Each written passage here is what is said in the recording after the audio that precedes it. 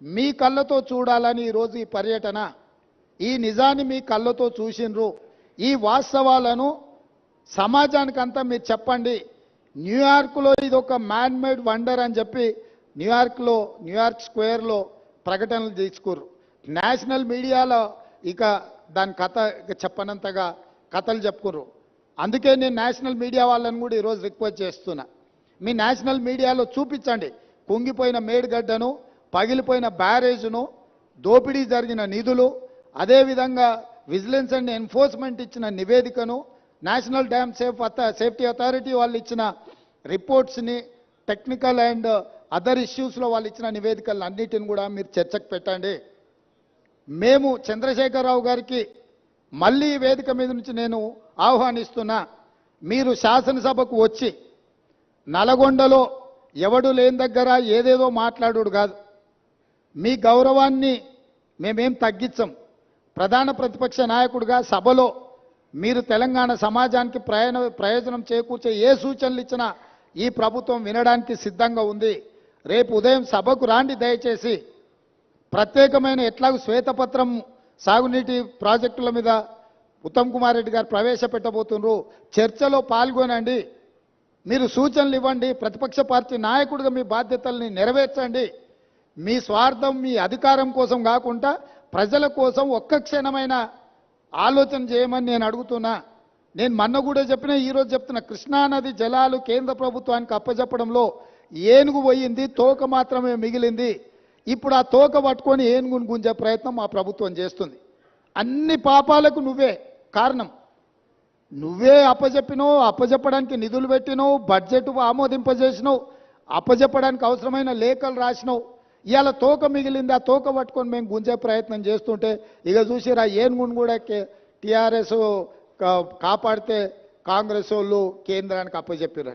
అదేవిధంగా కాళేశ్వరం అవినీతి మీద ఏదో ఆయన ఎంత అల్కగా మాట్లాడుతుండే, ఏముందా 4-5 పిల్లర్లు కుంగిపోయినాయని. అంటే ఆయన ఎంత బాధ్యతారహితంగా మాట్లాడుతుండు. ఈ తప్పిదాలల్లా ఆయనకు భాగస్వామ్యం లేకపోతే ఇంత అల్కగా మాట్లాడతాడా? ప్రతిపక్ష నాయకుడిగా ఇదేనా మీ వ్యవహారము? ఇవాళ నీళ్లు నింపలేదు కాబట్టి మిగిలిన నీళ్లు నింపితే అది ఉంటుందా, ఊడుతుందా, ఏమైద్దో తెలుస్తుంది.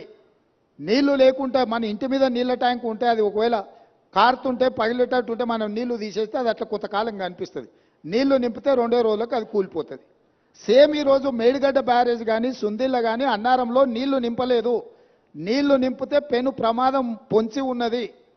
నీళ్లు నింపినామంటే అంత కొట్టుకపోతుంది.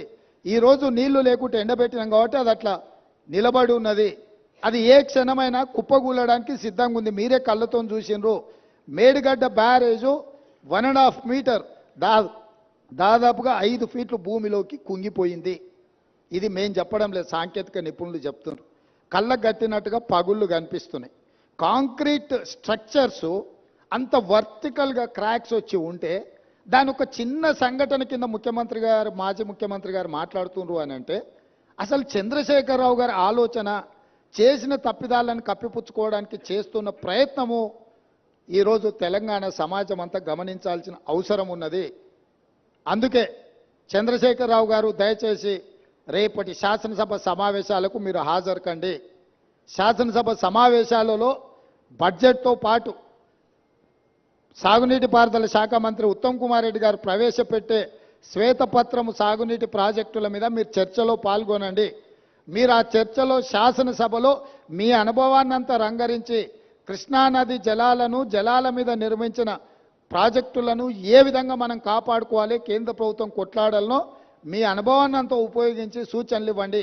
అదేవిధంగా 1000 కోట్ల దోపిడీ జరిగిన కాళేశ్వరం ప్రాజెక్టులు ఈరోజు ఎల్ఎన్టీ సంస్థను బ్లాక్ లిస్ట్ చేయాలనా వద్దా? ఎల్ఎన్టీ సంస్థ నిర్మాణం చేయకుంటేనే పూర్తయినట్టు సర్టిఫికెట్ పొందడాన్ని, సర్టిఫికెట్ ఇచ్చిన అధికారులను శిక్షించాలనా లేదా? మీ వైఖరి ఏంది?